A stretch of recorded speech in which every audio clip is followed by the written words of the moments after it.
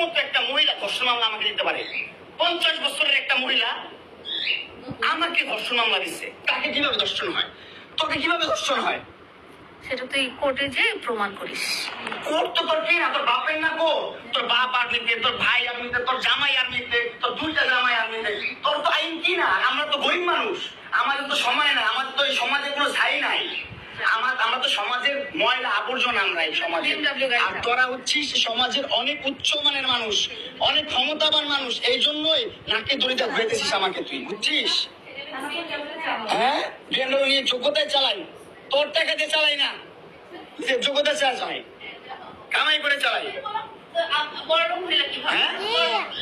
বড় লোক হইতে পারবো না? কোথাও লেখা আছে গরিবরা বিএমডব্লিউ চাইতে পারবে না? গরিবরা বড় লোক হতে পারবে না? কোথাও লেখা আছে? হ্যাঁ, কোথাও লেখা আছে? তাহলে ওই মেয়েদের বাসায় যাও, নাহলে নরসিংদী যাও, যেখানে যাচ্ছিলে সেখানে যাও। তোমার কাপড় চোপড় নিবা? অবশ্যই নিবো, দাও, ব্যাক করে দাও।